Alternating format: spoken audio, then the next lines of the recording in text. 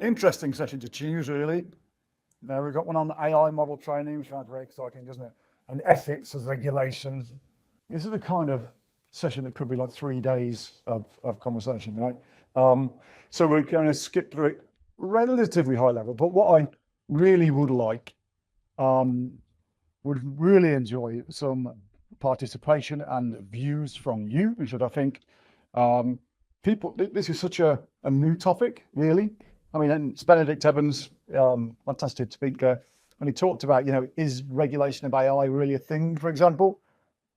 And it's a really good point, right? We're only regulating outcome, essentially, but how we get there is another matter. So, that'll be something interesting to talk about a little bit later. And I've got Tia Cheang here from Investindustrial, who's going to be my expert on regulation. We'll have a little bit of a chat about that later on. We're going to start off with this issue about predictability with Gen AI. And luckily, my job's been done for me quite a lot. So if you don't know me, my name's Chris Weston. I am a technology advisor here at NashTech. So I joined the company about 18 months ago to help sort of bolster that technology advisory team and build out that adverting. And this is one of the reasons, because we're starting to talk to people about this new thing that came out. You talked about that ChatGPT moment, the first times people started using this tool. The ChatGPT moment that came upon us when everybody started using these tools in earnest. People started using the computer, and if you remember Google, when Google was first launched, it was just a white page with a box, and it was basically, you asked the question. The kind of ChatGPT is the same. It's, as Benedict said, that's the challenge. What are we going to do with this technology, and what is it really? Because computers, you trusted them to give us a deterministic answer over the years. 2 + 2 is 4, and it's 4 every time you ask. Whereas if you ask a model, if you ask a LLM, it has no actual understanding of what a number is. So therefore, it will probably give you 4, because most of its training data says that that's the case, but it's not definitely going to give you 4. So you've got this predictability and deterministic stuff, calculator, and then they've got all this lovely generative stuff, which is fantastic, but a little bit scary if you're in a regulated industry, as was talked about earlier. So what do? We tend to sort of say, okay, we'll have the generative stuff and we'll build it and we'll put it behind a bunch of guardrails.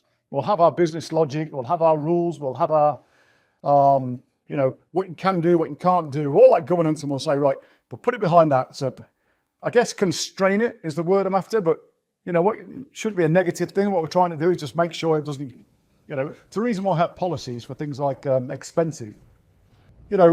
Policies are there to stop employees doing, the wrong thing. So we put our policies around Gen AI, but it doesn't, it can be constraints. So we do that, but still, we know that there will be mistakes. We know there will be issues. And when you make mistakes, when you do things that are visibly wrong, that's, trust, as I like to say, it arrives on foot and it leaves by train, right? Your business is based on trust. Business is just, trust multiplied. When your trust goes away, then that's extremely expensive. And this example from Tesco, okay, it's quite old, right? But that's because this is a really good example of they reported the wrong profits. It was, as Benedict said, a fuck up. It was a spreadsheet problem, whatever. But they lost a lot of money. They lost a lot of trust. They got, no doubt they spent an enormous amount fixing their auditors and all of that kind of thing. And the thing is with the AI is it's really, really good at giving you an answer that it's very, very persuasive about. So we're in this potential trap here where we use a technology. It's very, very good at telling us things that we think they sound plausible, but actually that's not the case. This is another one, Walmart company, Symbol. Again, they couldn't get their annual reports out on time. This is basic stuff, right? But this is the kind of thing that we're worrying about from a kind of predictability and reliability point of view. So AI. Now we are, as I said earlier, we're going to talk to Tia a little bit about regulation. But again, just to cover this off in terms of regional regulation, there's a lot of difference in terms of the regulatory approach of different jurisdictions. So in the UK, we've taken a kind of a guidance approach. You know, there's lots of testing of that's got to happen. It's not quite sure, you know, what's right and what's wrong, but there's a, you know, see how you get on kind of approach. Whereas the EU have gone for a very directive approach. So you look at the EU AI Act, which is more difficult to say than you think. And you can get very specific examples of what you can and can't. This is all very interesting, of course, but until it's tested in court, like GDPR, you never know quite what's going to come of that. But it is restricted. In America, talk about the Wild West, right? It's all over the place. We have different state legislation. There's no federal approach. And if we're going to work in these companies, in these countries, if we're going to work in Europe, if we're going to work in the UK, if we're going to work in America, we need to kind of make a sense of all this type of regulation. Oh, there's a mistake having the toilet back there. And China, you know, again, as you expect, they're quite prescriptive, but, you know, I'm hoping that we don't have to worry too much about China at the moment, because we're still, you know, pretty much Western focused as a whole, companies in the UK and companies represented here, but it's something that we do have to think about. So what does this lead to? It leads to accountability gap between what we do and what the computer does. Because at the end of the day, we are accountable. We are not, we're not suddenly not responsible for the things that we report and the things that we say, simply because the computer said it. If you think about the kind of problems in Air Canada, for example, everybody or many people heard about the Air Canada story? So that was a really obvious thing. They put a chatbot on the website to help sell tickets. Somebody got the chatbot to give them a discount, and Air Canada decided they weren't going to honour that discount because, well, it wasn't an official offer. Well, you know, guess what? It really is. You know, it's on your website. If you give that chatbot agency, to use the in praise with agentic AI, if you get that chatbot agency to offer a discount, you're going to be legally responsible. And all of this, okay, let's try it out, let's fail fast and all of that kind of thing.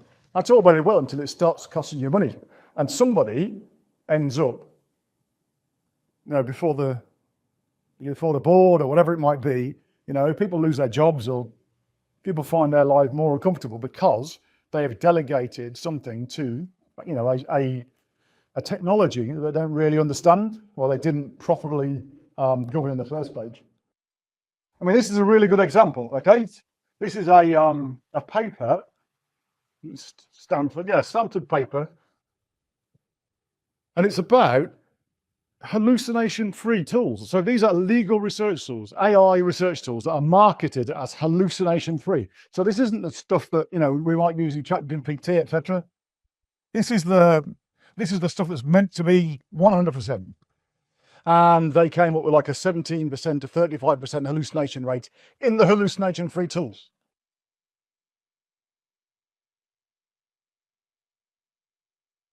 So we need to be careful that we don't believe the hype.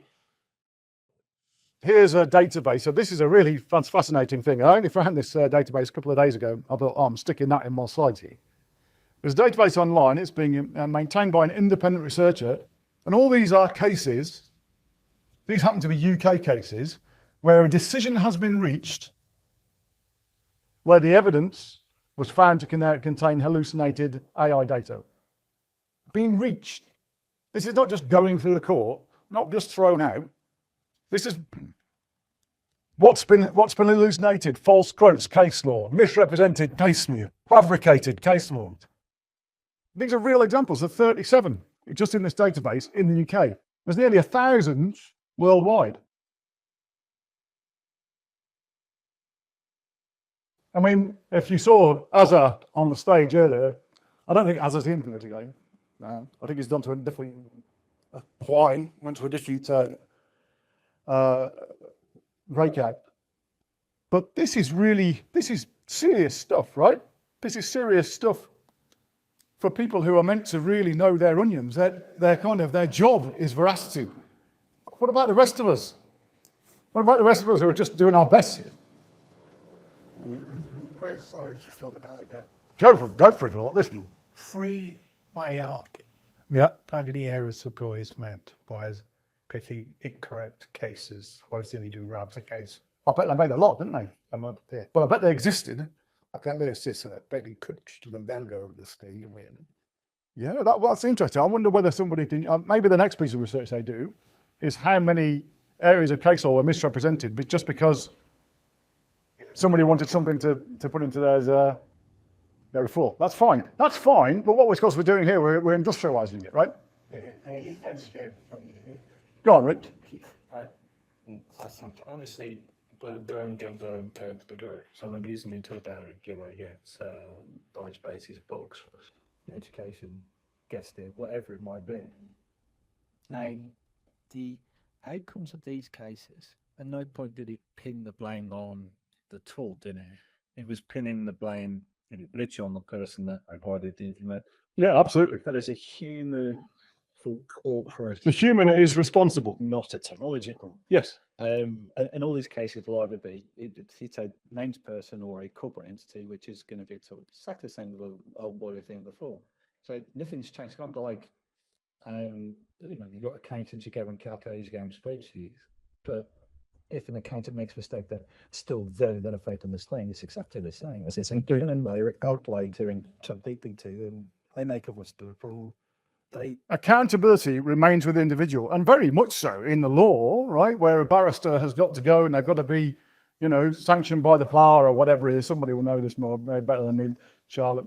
There are, that's a regulated, very, very controlled source of kind of truth, right? So that's where this kind of thing shows up really well. How it's being shown up in the rest of our organisations and other decisions that are being made, procurement decisions that maybe can be challenged. I don't want to even think about it, right? So there's lots going on here that we maybe don't know about. Workday, I mentioned this on the stage earlier. This is an amazing case, and maybe people have looked into this case. Everybody heard of this Workday case? Put your hands up. Who am I talking to? Okay, let me tell you about it. If you don't know about it, Workday supply software, right? They build software, and a lot of their software is used for things like hiring. So you'll use Workday, you'll put all your vacancies on, and it will create a portal out there on the internet, and people can apply for these jobs. And the Workday software will help you, to sort through those applications. This was a case in the USA. The plaintiff, the person that complained was an African-American gentleman, a disabled gentleman, who'd applied for about 1,000 jobs. Lots of different companies.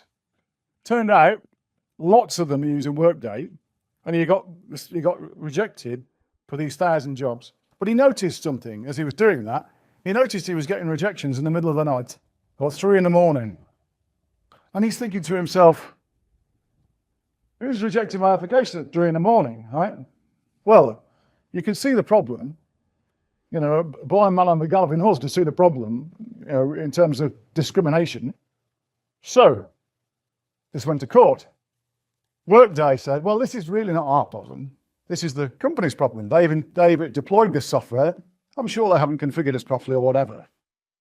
The court didn't agree. The court they didn't come up with any new rule. They just said, no, this isn't fit for purpose. Now there's a class action of 1 billion job applications being taken against Workday. Workday, they were in a suit because of it. Because they deployed AI without thinking about what the ramifications might be. And that's the kind of thing we've got to think about.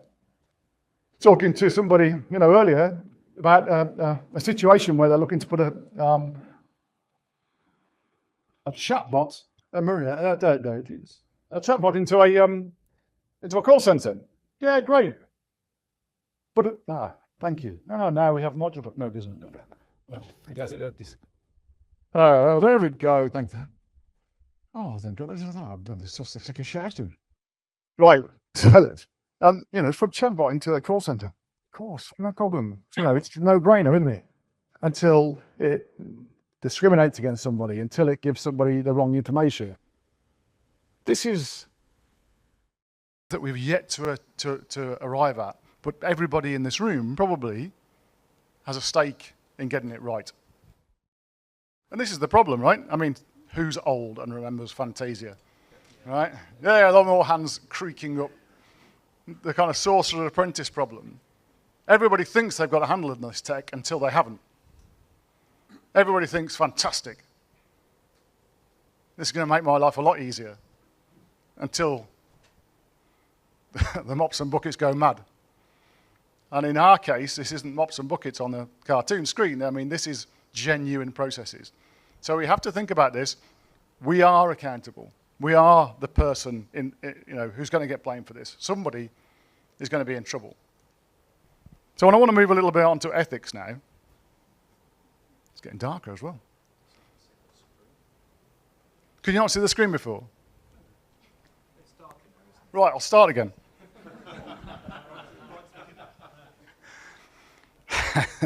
So, we also need to think about ethics, right? So let's think of accountability, who's going to get blamed, all that sort of thing. We can think about ourselves or our business or whatever that is. The ethical side, I think, is really important, and it's something that some companies have created ethical policies for their technology. Many haven't. So what's the difference? I mean, for me, ethics is kind of what you are not prepared to do, whereas compliance is what you're not allowed to do. So yeah, we'll say we won't do this because obviously if we'll get done by the regulator if we discriminate. But in terms of ethics, you've got to think about actually what are we comfortable with as a business? I've got 4 questions here. This is how I tend to think about it, and I want you to think about it too in terms of your businesses. If you were to ask your CEO about your particular business, no sniggering, what would you not do as a business, even if it's legal and profitable? If you deploy AI and it goes wrong, who do you expect to bear that cost? Is it just a shame? The customer ends up getting it in the pants? Is it us? Is it the employees? Are you going to try and sue your software company? Have you figured that out? And who are you going to explain this to? What level of explainability do you owe, right? Does anybody remember Tony Benn's questions about power? Who did you get it from? How can we take it off you? For whose benefit do you wield it or something? We only have to ask these questions about the AI that we put in. Who gave you, the bot, the ability, the authority to do A, B, and C, to reject my application, to make that purchase, to raise that price? We need to be able to explain that, especially in regulated industries. And where in your process is human judgment non-negotiable? Where in your process will you always have a person? You know what? I really think it's time that we thought about these things seriously as we start to deploy these AI tools. And I'd urge you to think about these. And maybe in a minute, when I finish rattling on and I start picking on people, especially people who came late, we'll talk about these questions. And why does this matter? This matters because this is a very complicated chart that I don't want you to read, but essentially, it's a survey against Stanford University about AI, and it shows how trust is essentially diminishing across the piece. And you know what? You can see it already. I don't know how many people, and maybe you're not as obsessive a LinkedIn user as I am, right? But I see more and more LinkedIn content now that I can think, you know what, that looks like AI generated. And that does not make me feel warm and fluffy, and it doesn't make me think, oh, I want to read that. In fact, it makes me think, oh, sometimes it's like, I know that person, I'm a bit disappointed. It lowers the amount of trust because it's not connected to a real person. And this is happening. This is something that we can measure. This is a sentiment throughout the world. So when you get your ethics right, if you put your governance in place, and I think, we've talked about governance today as well. Governance is absolutely central to this, not in a blocking way, but in an enabling way. If you can get that right, if you can make that explainable, if you can make that a policy that you can point to and say, this is actually what we do, I think there are companies that will succeed because they are seen to be trustworthy, because they can show they're working, right? Whilst others fall away because they've been let down, they've dropped the ball or whatever. At the end of the day, we all drop the ball, we all make mistakes. But if you can show you're working, if you can show why that mistake was made or wasn't made, you've got a chance of being able to recover it. All these slides are available as well. So Tia, I'm going to invite Tia to come and join me on stage. So Tia is, some words on her. Tia is like has been done so much in her career with technology. She's been working with AI for a long time, with regulation for a long time. So I thought we'd sit down and talk about some of these questions. Hi everyone, thanks for coming. My name is Tia Cheang. I'm the Chief Data and AI Officer at Investindustrial. We are a global PE firm. I've been in the industry now for about 20 years, from when data and AI was pretty much in spreadsheets. I started in Experian doing fraud analytics, and then I've worked across pretty much all varieties of industry. So I did a big stint in consulting, I did a big chunk in the public sector, I did retail, I've done shipping, manufacturing, and, as well as financial services as well. In terms of stuff that I do secondary, so alongside my substantive work, I do advisory around AI for the UN, so I sit on the UN Council for AI Regulation, and I also do lobbying around Westminster, so I spend a lot of time at House of Lords helping to shape the what is the UK AI Act that will come probably end of the year, maybe. We're up to third reading, but when that gets scheduled, we will remain to be seen. And then I also sit on a number of non-executive boards and chair a number of boards around AI and regulation across the FTSE as well. Thank you, Tia. And you know, this is important to me because when you get into regulation, it's important to be correct. And rather than sit and listen to me rattle on about it, we get somebody who at least knows their onions. Well, I talked about the regulation changes across the different landscapes. What do you think is the one thing we've got to worry about in terms of technology leadership or business leadership, given the vastly different approaches in different countries? Yeah, I think there are a number of key challenges, and very few of them are related to the actual technology stack itself. Internally within your own businesses, the challenge is nearly always around executive literacy and understanding of AI, because to them, if we barely understand it as a bunch of technologists and we're still figuring it out, I can guarantee you your CFO doesn't understand it, your CEO doesn't understand it, and it's pretty much putting their blind trust in you.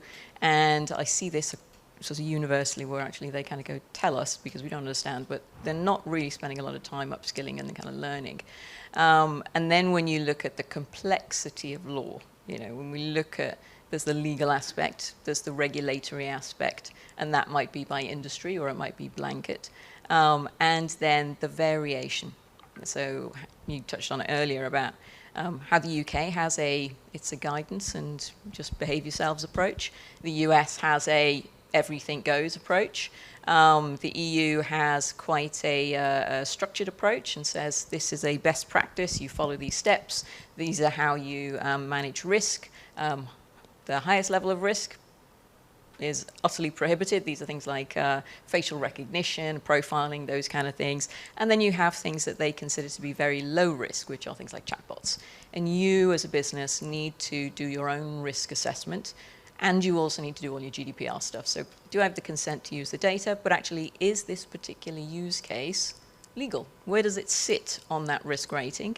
And then you have countries like China, and they have a very sovereign approach to AI. Where is your AI being done? Where is that processing being done?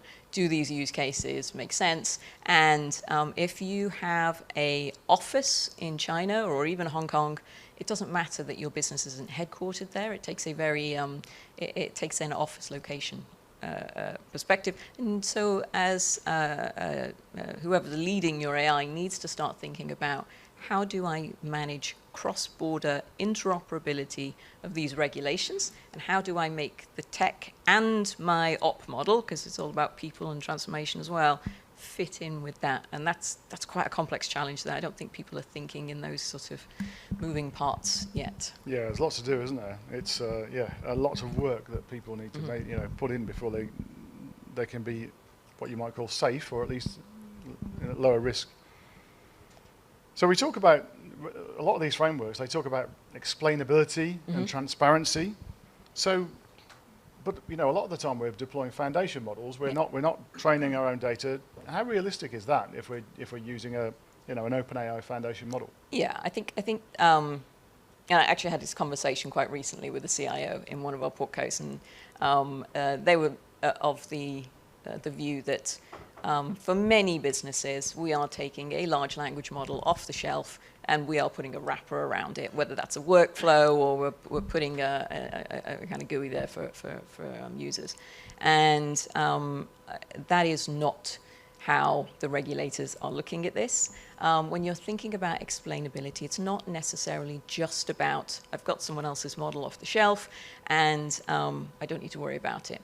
The explainability comes from what's happening across your API. So you need to be thinking around what data went in and what came out.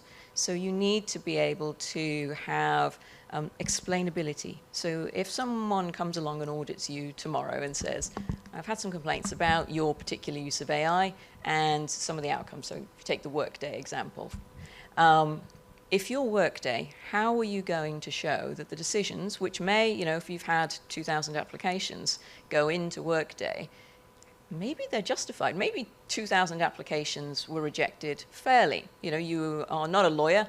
You applied for a law job, but actually your qualifications are as a bricklayer, but you just happen to be black and disabled.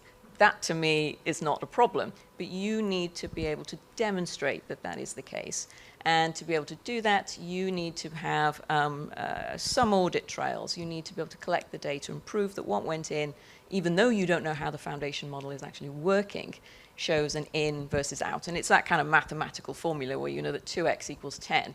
Well, you don't know what x is at the moment, but you can kind of figure it out on that basis. And that's sort of where we need to be on the explainability stuff. Do you have vector stores? Are you collecting the data? Can you then say that A went through some kind of activity in the model and then this came out at the other end? That's what we're really talking about. And if you get audited by any of the regulators internationally, they're not necessarily looking at what was the outcome. They're looking at actually what is your governance process to manage that explainability and monitor it over time. Are you having regular check-ins to see if there's model drift, to see if your AI is still behaving in a way that is compliant? And actually what they really care about is seeing your process and seeing that kind of continuous improvement along that process. And I think that's kind of where there's probably some work for people to be done. It's part of these extra jobs that AI is going to create. Yeah, it's where all that funding that isn't happening needs to go. So thinking, okay, so that's the kind of more at a higher level piece. In terms of like practical stuff, if I'm an insurance company, for example, and I'm putting a chatbot, AI-powered chatbot that handles queries, what's that? Where does that sit in terms of what in those risks approach? Yeah. So if you take the EU AI Act, the chatbot thing is really low, but you as a business probably need to be thinking around what is my personal risk exposure of my business. So we go back to the hallucination thing. Yeah, you can put some guardrails around your chatbot, but they do go rogue. And we have seen many instances of this, and we have seen one actually in one of our portfolio companies where they put live a chatbot that had been, before we kind of purchased the company, they had, the CEO is very tech enthusiastic, and he had built a chatbot and decided that was really great. He had built it himself. You can see that there are many problems around cybersecurity and other things that could happen here. There's a lot of people in the room starting to twitch. Yeah, absolutely. But what it had done was not necessarily against regulatory compliance, but reputation is probably not great. So customers were asking, can you do this? And when it couldn't, it recommended other competitors that it could go to. So this is a real own goal. And these are the kind of things you need to be thinking about as a company. It's not just around the regulations. A lot of the regulation actually gives you best practices that are going to give you AI excellence. So when we talk about having appropriate governance in there, who owns the AI, who's going to sign it off, who's going to manage and monitor this kind of model drift and give the transparency and explainability around the model, all of that stuff is going to give you AI excellence as well to make sure that the outputs are really good alongside being compliant. And as businesses, we do need to also kind of consider the wider risks of what can a hallucination do? Is it going to send me to a competitor? Is it going to, and we've seen it as well, swear at customers or get a little bit Nazi-ish. We've seen these sorts of things where models go a bit crazy. And so we do need to robustly test them. And we were thinking about, OpenAI has just retired, I think it was Model 4. Yep, that's it. And a lot of people are just immediately going, oh, great, I can just upgrade to the next model. You need to be testing as well each time a new model comes out. And part of that regulation shows that you need to justify that when you go from version 3.1 to 4.4 to 4.1 or 4.1 mini or whatever it happens to be, that you have tested it and you have also put it through all of the threat risk analysis, all the DPIO stuff and all of the assessments again against that particular model. And as a business, you would want to do that too. I mean, if you wouldn't bring in a brand new employee and just kind of go, well, the last employee was really great, so this one, I don't need to retrain or test this one, or kind of you upskill it. The last one was all right, so I'll just assume this one was okay. You need to start thinking about your models in those terms as well. So given all this, Yep. regulatory uncertainty, obviously AI development, again, Ben said on the stage, who knows what's going to be next. What do you think the advice should be for organizations that are trying to build this AI capability, but without kind of building that compliance debt behind it? Yeah, I think you need to take a relatively pragmatic approach. I mean, everyone will experience in this room that this sort of pressure for agility and the needs of the business, and that comes first. But equally, you have to balance that off against strategically. If you do individual use cases, you're not going to see ROI. The ROI comes from a broader transformation, but also there's the risks, the ethics, the regulation, the other stuff around governance that needs to happen too. And so it's about right fit at any given time. And so I would start out with AI readiness assessments before you race off and do your strategic implementations, because there are pieces of work that you can do today, and there are pieces of work that you cannot. And if you do that AI readiness assessment up front, you can then go, actually, I don't want to deploy my capital here because it's going to be a waste of time, and I don't want to waste that money or that time or that effort. I'll defer it for 6, 10, 18 months until that part is ready. And then you can do a bit of a kind of shuffling of the deck. And I think that gives you a good way to avoid wasting money, which we all do.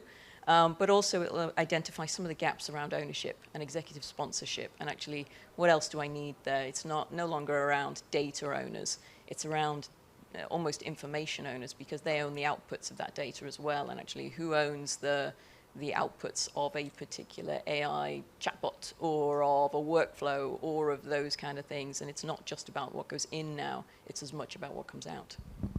Thank you, Tia. That's really very, very useful thing. And these are questions that will continue to evolve, and answers will evolve. So we've got a little bit of time left. I'd like to, 5 minutes, I'm told, so that's not too bad. I'd like to open the floor for any questions for Tia or any comments on what's gone by. When we're looking at the data governance piece, you're looking at the basics around, is it what's the lineage? How many transformations has it been through? And you should have tagging through your documentation, whether that's structured data or whether it's unstructured data, you've ingested documents, you've got an MCP connector and you're dragging stuff in from SharePoint. This stuff is kind of really important around having lineage, particularly on the unstructured data, because when you're looking at AI, it's not just about what's in the model, it's also around what you've got on the long-term ingestion to be able to power that workflow. And if, for example, you bring in a new member of staff, joins, I don't know, the legal team or the HR team, for example, and they manage to, they implement a new process or a new way of, documenting something, that is going to shift the model within the space of a few weeks. And if you're not monitoring what happens around that kind of explainability piece that we talked around earlier, and also having good governance around what are you doing, how are you tagging, what's the lineage of that documentation, you can't really put your finger on where it's gone wrong. And so getting that governance up front is really important around the technical governance. There's obviously the secondary piece around operational governance. But unless you've got that, you're in a really murky position because these models will drift really, really quickly, and the quality of the outputs will go from 80% down to like 15% in the space of a couple of weeks, and you won't know. You'll just suddenly lose engagement from the business where they kind of go, don't trust it anymore, and then that's broken. That's your transformation done. It's old-fashioned data management stuff, data management and governance, but I think people have looked at it and gone, well, it's unstructured and we've got AI and it's fine. But ultimately, these things do come to bite you quite quickly. The repeated mistakes are we'll do a retrofit on governance. So particularly in I do a lot of work in the kind of startup VC space, and they will build a product and they'll go, we'll do the governance later. Like that's the expensive bit. It's going to take time. I need like speed to market, and you can't retrofit governance. And if an auditor comes tomorrow and you don't have any governance in place and you don't have any of those processes, you've got no evidence base to explain that you haven't done anything wrong. So it needs to be there on day one. Yeah, right. I'm afraid we are running out of time. That was brilliant. Thank you, Tia. Thanks, guys. I'm going to really close very quickly. 4 key points. Variability is a key feature in the flaw, right? It's not a bug, it's a feature. Regulation is fragmenting, not converging.